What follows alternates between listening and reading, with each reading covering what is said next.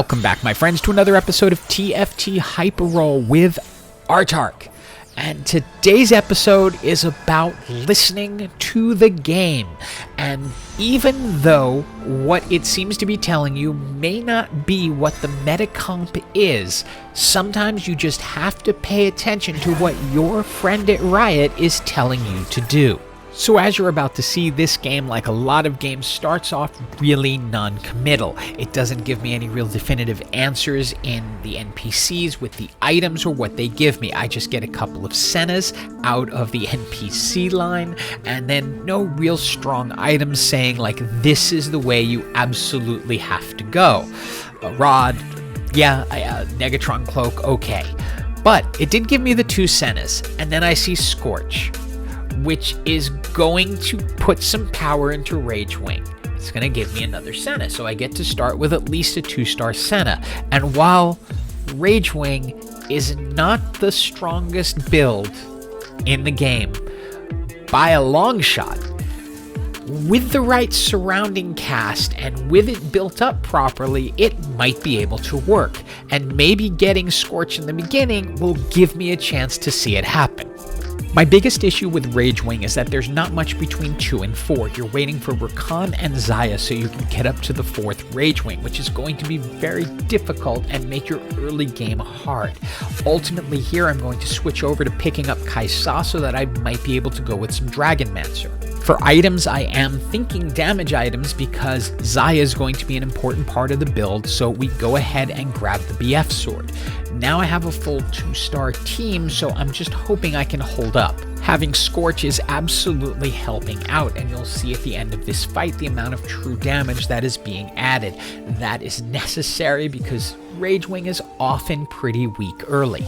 So originally my plan was to bring in xayah so I can make Set the Dragon Blessed, but I cannot resist the 2-star Zac sitting at the bottom and the chance to make the Guardian buff up front so that my Ragewings can be more effective. And strangely enough, while I wouldn't expect it, this is kind of looking like a classic TFT-ish build, because I have my 2 Guardians who are absorbing most of the damage up front, and then my Ragewings who are doing a lot of the damage from the back, with Senna leading the damage charts. Now, if you noticed, I'm doing this all right now without items because these items are not forming into anything I really want to create. I'm going to go ahead and grab the chain vest as just part of either a Sunfire cape or maybe a protector's cowl later on. I'm not sure yet. And this is also a case of I know where I want to go, but I don't know how to get there. I'm trying to get there through Guardians in some way because I know Rakan is likely the next Ragewing I get, and he's a Guardian, so it'll be good to have that as part of my build, but nothing else is really lining up very well, and it's going to start hurting. The next set of augments has something that can really help, Best Friends, and that's because with Ragewing you can now stack attack speed on top of attack speed and get a little extra armor because of it. I've picked up a Rakan and decided to bring in a xayah. Now, why I left Leona in instead of leaving Zac in, I'll leave that up to anyone else to figure out, because I truly don't know, but I did give Set the Bloodthirster so he can heal while he's attacking. Now this person here, they were smart enough to leave their Zac in the match instead of leaving the weaker unit in, so that their Zac is able to absorb more damage. The Spirit Visage Enhanced and the Sunfire Cape also helped too, and I don't know if I would have won this particular round even if I had put Zac in, but he should not be sitting on the bench, I'll admit that. Next NPC round was super nice and gave me a Xayah, so it's time to pick up a few more Xayah items. And then I gotta get rid of a Guardian, and I choose correctly this time. Instead of getting rid of Zac, I got rid of Leona. I just don't need her anymore. Now Xayah can come in, and now we're up to 4 Ragewings, which is where this starts to become a lot more powerful. That Bloodthirster belongs on Xayah, so I just use my magnetic remover to get it over to her. I'm also going to be looking for ways in the future of speeding up Xayah's attacks. You'll see that even with the 4 Ragewing buff, her attacks are just not that fast. A Rage Blade on the Ragewing will certainly help. And get ready in any lobby you play to run into some variation of this build. There's a Zippy, there's a Twitch, there's a Shyvana in there, so it is a guild swift shot style build. They happen to be going with Guardians, but that Zippy is really strong. They're using it much more for damage than as a tank, and it is able to wreck my team. This brings us to our final set of augments, and the first grouping is... I can roll it. Roll it and I get Tantrum.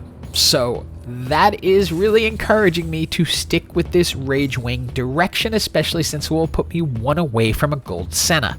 And this is another one of those awkward moments in Ragewing, because you cannot get to the next level. You're waiting for Hecarim and Shyvana. You have almost no shot at Shyvana, a 1% chance. But you're not going to get beyond 4. I ended up just grabbing a Jax and sticking him in front to absorb a little bit of damage, but it wasn't enough and I go down. Now it is Treasure Dragon time, and one of those times I wish I didn't get the Chaos Treasure Dragon, because I just wanted a couple of simple components that I could make into items for xayah. I really wanted a bow to go with that needlessly large rod for a Rage Blade, but that's not what this is. But when I see the shot at 2 Giant Slayers along with a ZZ Rot portal, I go ahead and take it. Luckily, when I come out of it, it said, "Here is your gold Senna."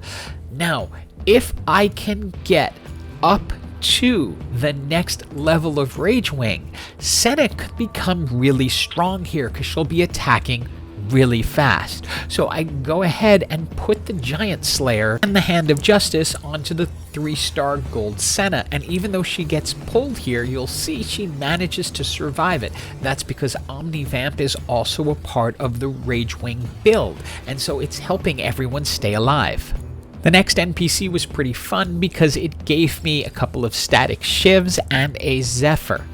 And then I get the chance to get a Morellonomicon. Now I grab it because I'm sort of in a Shyvana or bust mode right now. If I can pick up Shyvana, I'm going to 8 Ragewing, and that is going to make this team almost unstoppable. If not, yeah, I'm probably out in 2 rounds. So I'm using Jax as just an item holder and then hoping that it's all going to work out.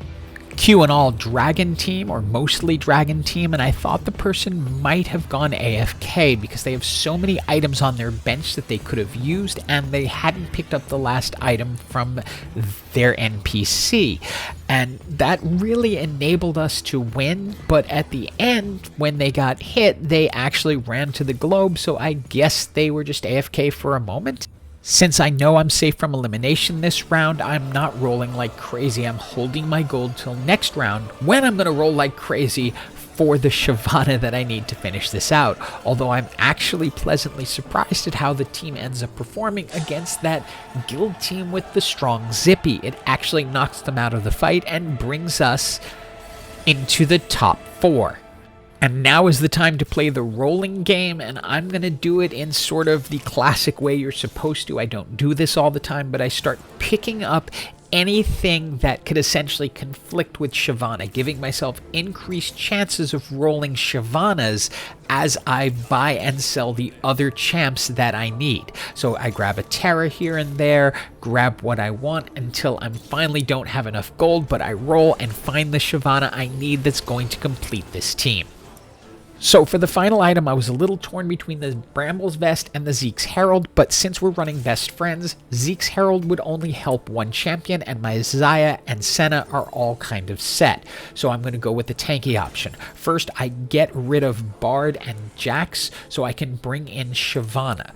Now, Shyvana is going to get the Morellonomicon, the Giant's Belt, and then the Sunfire Cape, because that Sunfire Cape is excellent on her. We're going to tank up Rakan with the Bramble Vest, the ZZ Rod, and then put the Zephyr on. We're also going to get rid of our Dragon Blessed Hero and then replace with Jace, because that will give Shyvana the Shapeshifter. So we're now running the 2 Shapeshifters and the 8 Ragewings. And you're going to see that when Shyvana comes in and lands, how insanely disruptive, and with that Giant Slayer, she just levels teams.